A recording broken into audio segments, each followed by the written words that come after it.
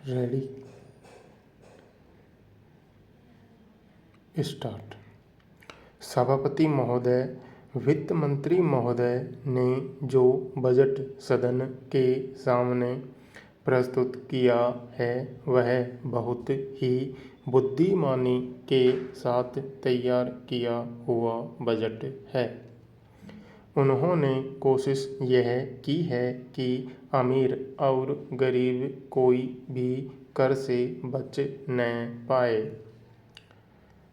लेकिन उन्होंने उद्योगपतियों को थोड़ी सी छूट भी दी है।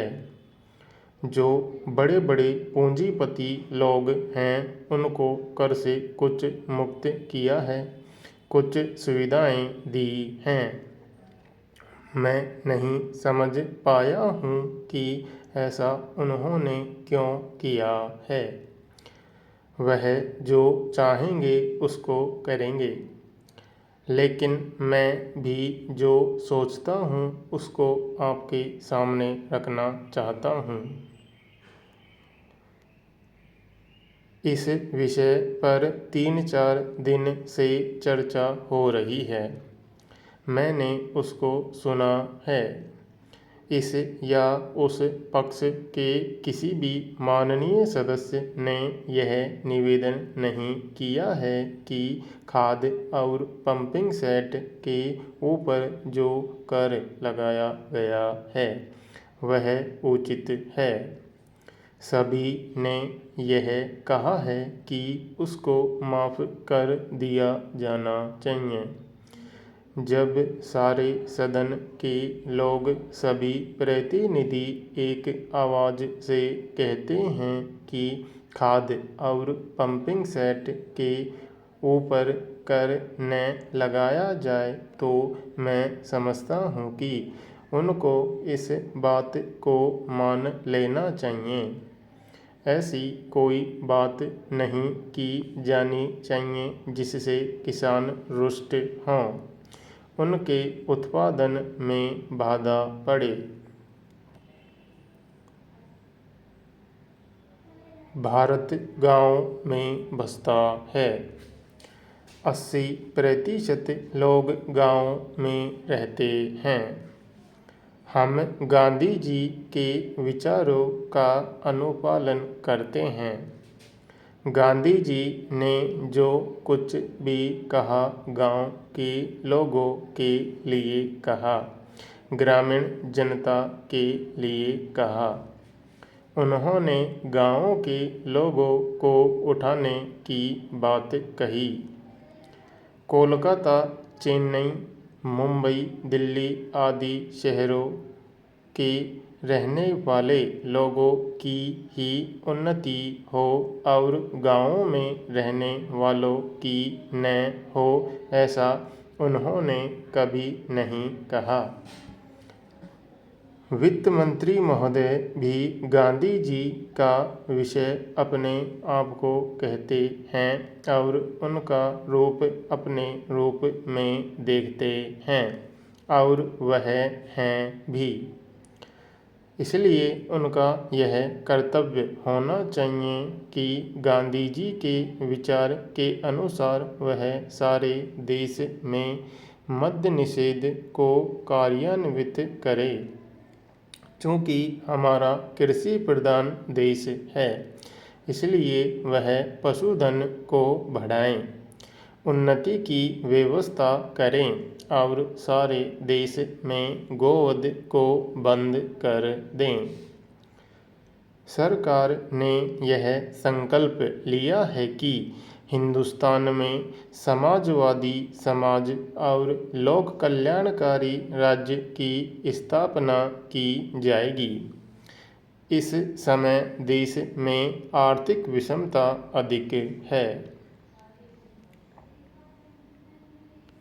सभापति महोदय, एक व्यक्ति की आमदनी 3-4 आने और दूसरे की 10-20 हज़ार रुपये है। अगर वित्त मंत्री महोदय इस विषमता को दूर नहीं करेंगे तो समाजवाद का नारा बिल्कुल कोरा और कागजी सिद्ध होगा। इस देश में 8-10 करोड़ हरिजनों का एक ऐसा वर्ग है जिसकी आर्थिक स्थिति बहुत गिरी हुई है। इस बजट में उनकी उन्नति और कल्याण की योजनाओं का समावेश होना चाहिए। वित्त मंत्री ने 1500 करोड़ रुपए के जो कर लगाए हैं उनसे देश के आम आदमियों की हालत खराब हो गई है। मुझे इस बात की बड़ी प्रसन्नता है कि योजना के अंतर्गत देश में विकास कार्य हो रहा है और अब हम इस दिशा में जो कुछ कर पाए हैं वह प्रशंसनीय है।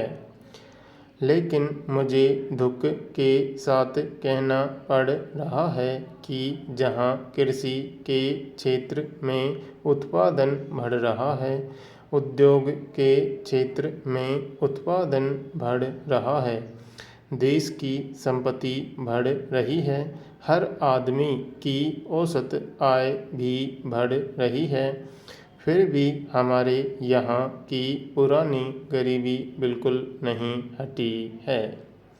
मैं समझता हूँ कि यह इस सदन के लिए और सरकार के लिए विचार करने का विषय है कि क्या कारण है कि जब हम 55 वर्ष से अपने देश की गाड़ी कमाई का रुपया और दूसरे देशों से कर्ज लेकर बड़ी बड़ी रकमें देश के विकास के लिए खर्च कर रहे हैं और देश में धन भी पैदा हो रहा है, तब भी देश में जो लोग गरीब हैं उनकी गरीबी दूर नहीं हो पा रही है।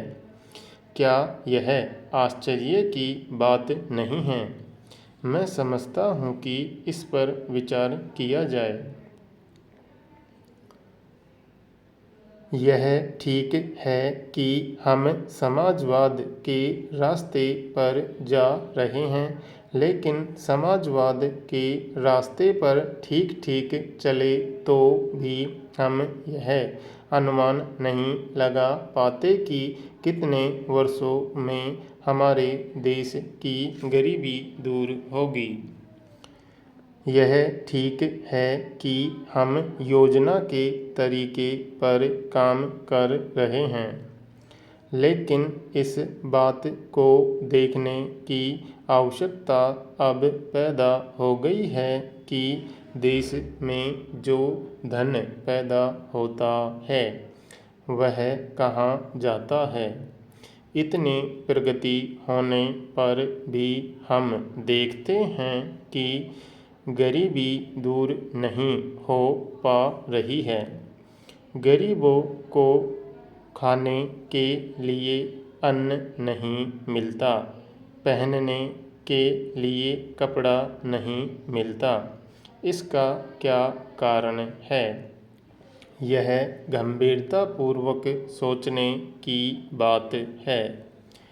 यह समस्या समाजवाद का प्रस्ताव पास करने से ही हल नहीं होगी।